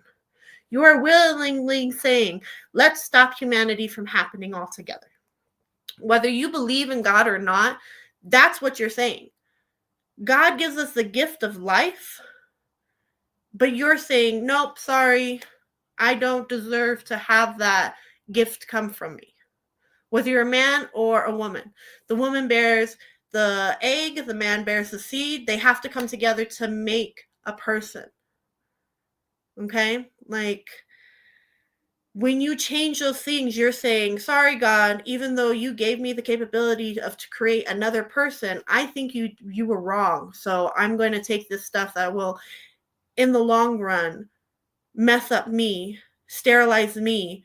And when I come to my senses, if I ever do, because sometimes they're so convinced in their delusion and people are fitting into it so much that they never figure it out. And it's sad because they don't get the greatest gift that God gives us besides salvation, which is to have the next generation, to mold the next generation. And the molding that we're doing, that we're letting society do, because that's really what it boils down to. It's not even parents anymore. We're not molding our children. Like Kanish said, you put them in front of a television or you give them a tablet to make them be quiet. Sometimes I do. I'm not going to act like I don't. When my children are going crazy and I need to get things done, I'll put TV on for them. I'll give them their tablets to do school on.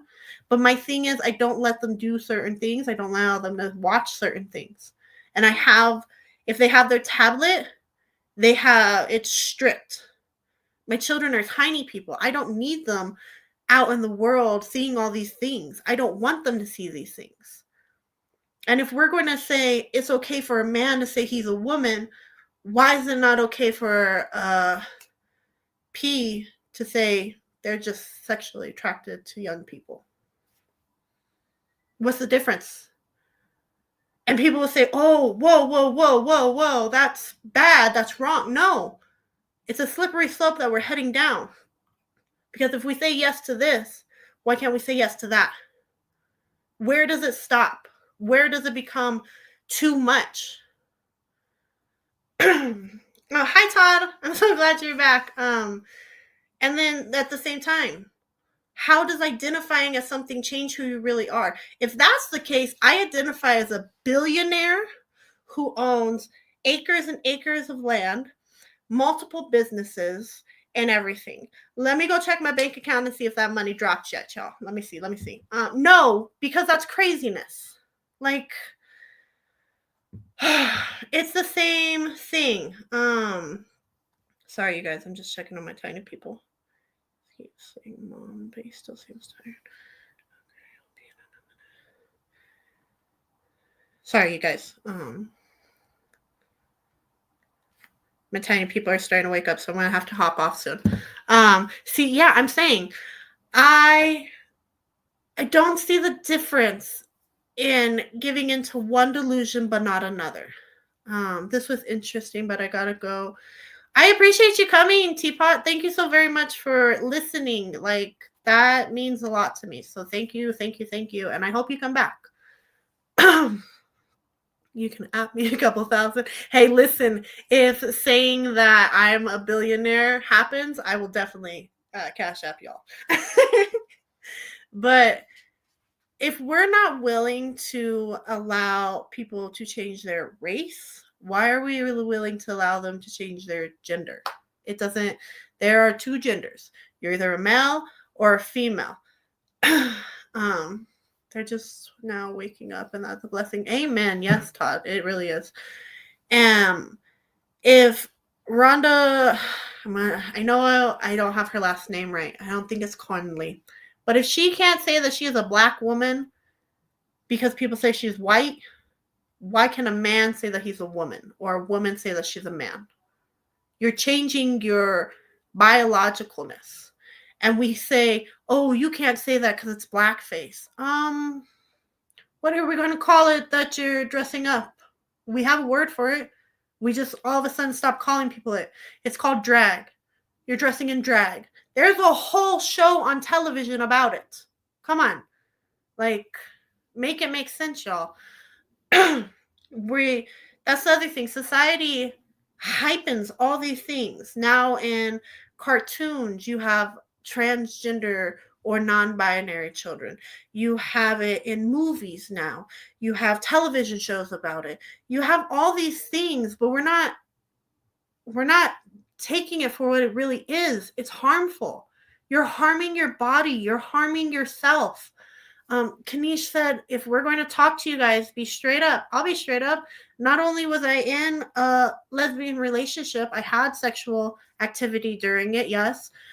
But then right after I got out of that, I was a hoe. I slept around.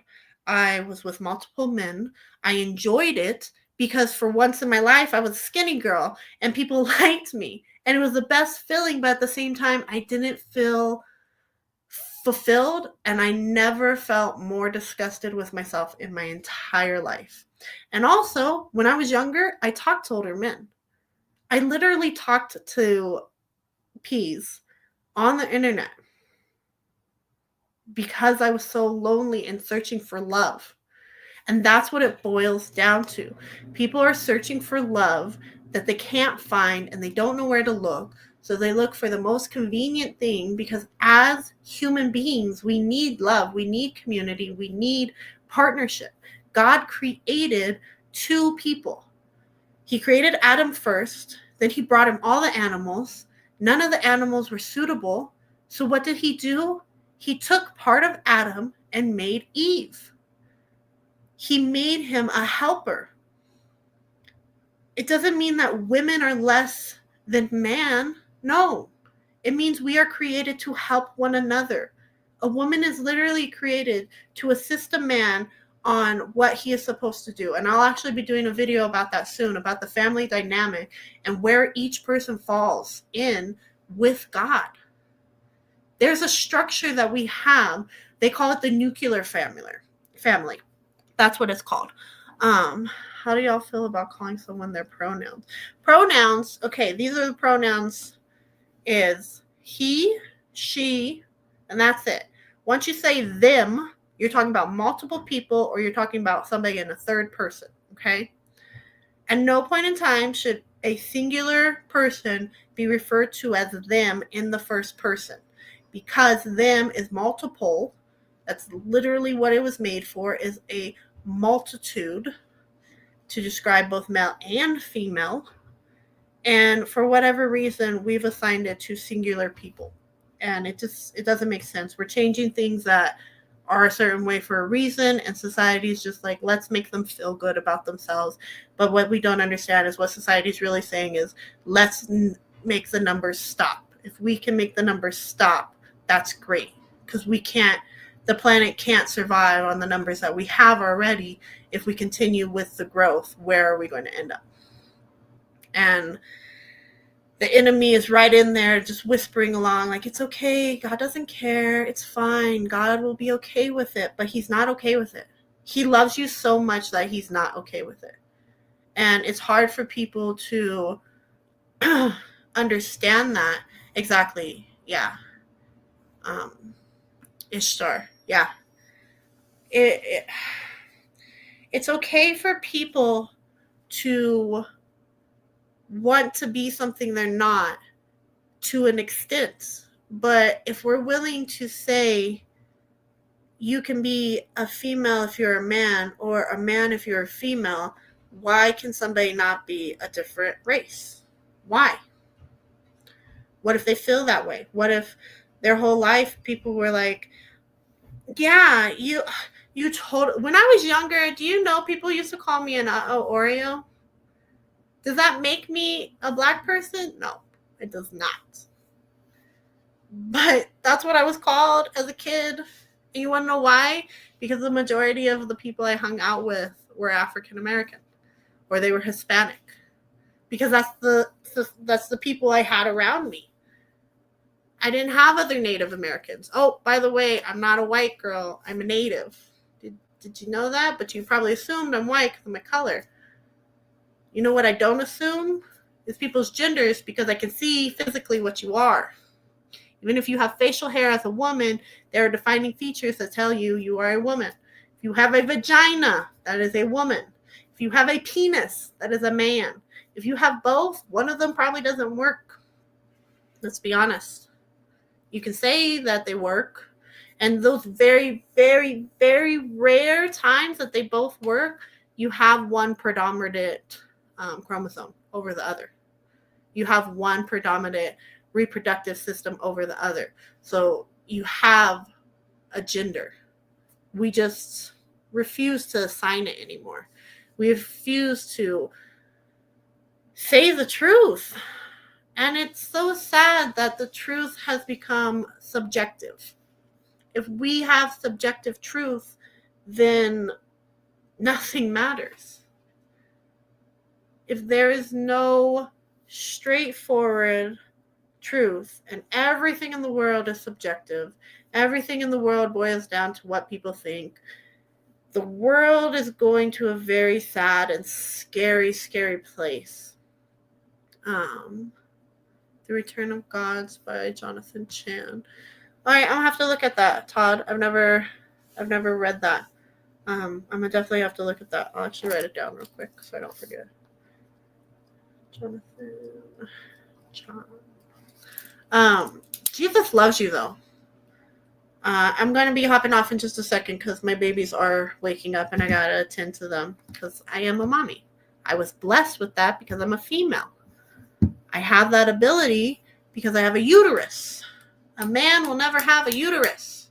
Okay? I mean, you could put a fake one in. I don't know where you're going to put it, but you can try. Also, for all those people out there that are like, oh, I can get pregnant. If you have a uterus, you're a woman. If you have a vagina, you are a woman. You're not a man. It doesn't make sense. It frustrates me so much because we're literally telling women that.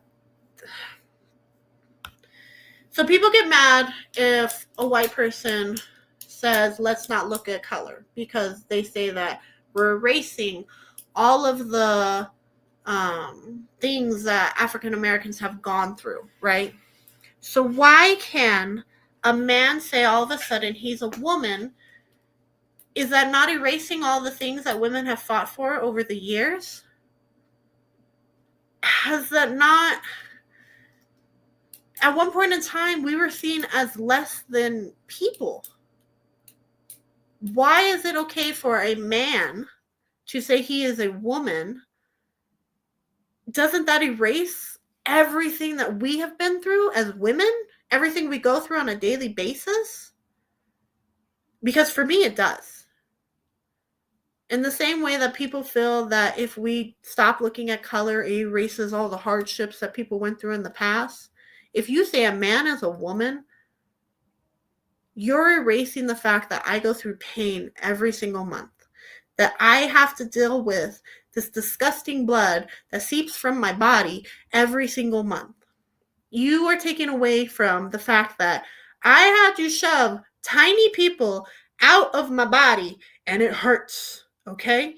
That's not a pain that men can endure. No offense to men, but you guys' pain tolerance is significantly lower than women. It's true. Women can have a heart attack and not even know she's having a heart attack. A man will know he's having a heart attack. At no point in time could a man truly deal with the pain of childbirth. And that's because he's not meant to. That's not what God made him for. And that is okay. But you sitting here telling me that a man as a woman is taken away from me being a woman. And also you're making it very scary for women to go places. And the same way with women who say they're men. You're taking away from what it is to be a man. The things my husband does, the things he endures through, I can't. Because I'm an emotional person, because that's part of being a woman. I'm a nurturing person. I need my husband to be able to be here and to discipline my children in a certain way and to lay down certain rules. Why? Because I can't. I don't have that mentality. Yesterday, I had to get on my 5-year-old because she was acting absolutely ridiculous. Absolutely, like beyond anything acceptable. And after I disciplined her, I got so sad. And my husband just kept telling me, it's okay. That's what she needed. And I'm like, I feel so awful. But to him, he didn't feel any way because he understood that that's where it needed. That's what she needed. That's what she needed in that moment to understand the behavior that she was exhibiting was ridiculous and not acceptable. And that's why the family matters so much.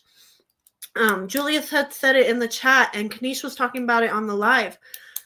Family matters because without both mom and dad, you're missing something as a child. I was blessed to have a mom and a dad. My husband was not. He had a mom, and she did an amazing job at being a mom, the best that she could. But there is so much that my husband is missing because he did not have both. My dad wasn't my biological father. He stepped up, and I am so thankful for that because the foundation that I have as a person now, the things I'm able to do, the way I'm able to control myself is due to him and the discipline he gave us. We get so upset when we say a man is there to help discipline. A man is there to be strong. Why? Why is that not a good thing? It's so sad that we want to make men these girly, frilly, you can't be a man. And I'm not talking about the way that rap music promotes men to be. I'm not talking about sleeping around with women, beating women, all of these things. Those things are made in the music to mess up your brain, to drive you away from what God really wants for you. It's just another way the enemy is getting to you. And we allow it each and every day. We promote it more and more with the songs we listen to, with the movies we watch, with the words that we say, with the jokes that we say, the things that we spread around the internet. The internet is a blessing and a curse all in one because we're able to get out so much so quickly. And it either builds everyone up or it breaks them down just as quickly as they're able to find it. We need to get back to reality. If you have a penis, you're a man. If you have a vagina, you're a woman. I don't care what you feel like in between. Just because your feelings get hurt, just because you feel a certain way, doesn't change what you are biologically made. You saying that you are the different opposite gender, you are diminishing what that gender has been through. You are diminishing what that gender was made for. You are saying, I'm better than they are, so I should be allowed to be in. But you're not. Because last time I checked, we're all exactly the same on the inside. We all have the same organs. We all have the same, like, in the sense of basicness. We all have hearts. We all have lungs. We all have brains. We all need blood. Okay? No one person is better than another person. We all mess up. We're all crappy people in the long run. No matter how good you are, you're a crappy person if you really look at your own life. I'm a crappy person. I know that. There are so many things I have to fix about myself. And it's a struggle day in and day out. But you know how I get through every single day? Because I have God. You know how I came out of the darkest depression in my entire life where all I wanted to do was die, and the only reason I never committed suicide was because of God. Because I had an internal fear of what he would do, what he would say, the fact that I would never actually get to know him stopped me. Because there were many times in my life that I didn't want to be here anymore. I hated myself. I hated people around me. I didn't understand why society is the way it is. To this day, I don't understand why society is the way it is. But I'm able to cope with it because I know there is a better tomorrow. There is a better future down the line because God loves me just the same way he loves you. Whether you're listening to this as a believer or as somebody that is stuck in a delusion, God loves you. Jesus died for you. He didn't just die for me. He died for you. I didn't come to him all perfect and giddy and like, woohoo, this is great. As a child, I knew him. Kind of, sort of. I knew what people told me about him. As I grew up, I distanced myself from him because I was scared. I was sad. He didn't talk to me. As an adult, I've grown a relationship with him. I hear him talk to me. People say that God doesn't talk to us anymore. And for a very long time, I was convinced of it. And I know I'm preaching off on a totally different, general area, but it's the truth. God loves you. He meets you where you are. He doesn't expect you to change all these things before he'll meet you. No, he finds you where you are and he says, it's okay. I can help with that. It's okay. Let me assist you. That broken heart that you've had for all these years, I can feel that. I can mend it. That depression, that darkness that you seep into all the time and you just don't know how to wiggle your way out of it, that hole that you've created, I can reach down and pull you out and you never have to go in that hole again because I've covered it. This confusion you have of why do I feel like a girl even though I am a male, or why do I feel like a male even though I am a girl? It's okay. I can help you with that. Just listen to me. Come to me for it. Stop going to your friends that convince you that you're right. Stop going to your parents who are talking crap to you because you feel this way. Stop going to the preacher or the priests that are doing inappropriate things to you, so you're so confused on who I truly am. Come to me, and the best and only way to come to him is this. This is how he talks to you in the beginning. Before you can hear him, he's talking to you right here. Right here, the Bible. This is the only way he can communicate to you before you build that relationship with him. And it's not because he doesn't love you and doesn't want to communicate with you. It's because you have this door shut. You said, oh, okay, no, I don't want you. And there's this blockade. And he's an all-powerful God, but guess what? He's not a jerk. He's not going to shove off your wall and be like, no, you have to love me. You have to listen to me. No, he's asking you, will you please let me in? Because I can fix all those things. We search for people who can fix us. But guess what? They never can. And it's not their fault. It's nothing bad. They're not meant to fix us. For anybody that is listening now or will watch this later, you are either a male or a female. And I'm sorry if I hurt your feelings saying that, and I'm sorry if I upset you saying that, but it is what it is. You can't change it just because you add body parts, just because you add hormones. It's hurting you. Not talking about anybody else but you specifically. You are hurting yourself. You are causing your body to reject everything you're doing to it, which will cause serious side effects later on down the road. If you are a young child watching this, the things your friends are telling you, the things that look cool, they're not. You don't understand yet, and it's okay. We're meant to understand different things at different levels of life. And one day you will understand, but don't make the mistake of just because it's popular, it's what you want to do. Because I promise you, the popular thing in 5 to 10 years won't be as popular. It'll change. Fads come, fads go.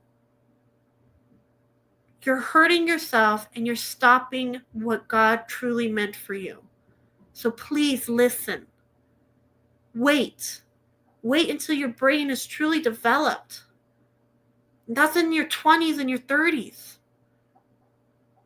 Then reevaluate, because I promise you by then, you'll realize I was wrong.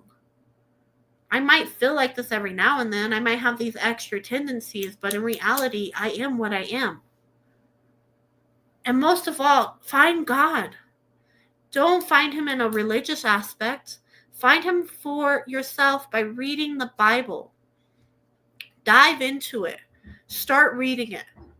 And once you start understanding it, if you have a church, great, go to it. Pastors are amazing. There's so many pastors out there that reach such good and amazing sermons. There are pastors out there that will just take straight from the Bible and give you nothing else but that. And that's the best thing in the world. But make sure you double check what they're saying. Don't just take them word for word because they're up on a podium. No. Make sure you're double checking in your own Bible that what they are saying aligns. Because if it's not aligning, leave, run, get out. Because they're not leading you towards God. I didn't do this live so everybody who I know or believes in the same things as me could come on and just echo chamber me. Because I know a lot of people will say that later on. I wanted somebody to come on and tell me why they believe the things they believe, why they feel the way they feel, and why they think their feelings matter over truth. But unfortunately, I didn't have anyone today. But please, I'm telling you out of the love that I have for you, even though I don't know you. Find Jesus. Figure out who God truly is, and don't think about any of the previous conceptions you had of him. He loves you so much, and he died for you. He went through agonizing pain for you. Don't tell him it wasn't worth it. Don't tell him that because society says you're one thing, he did something wrong. Because he didn't.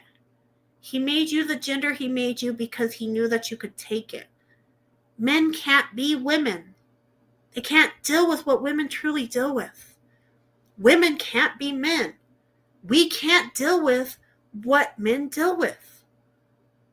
No matter how hard we try.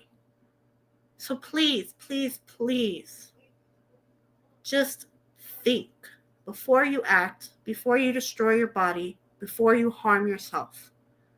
Get help. Because it truly is a mental illness.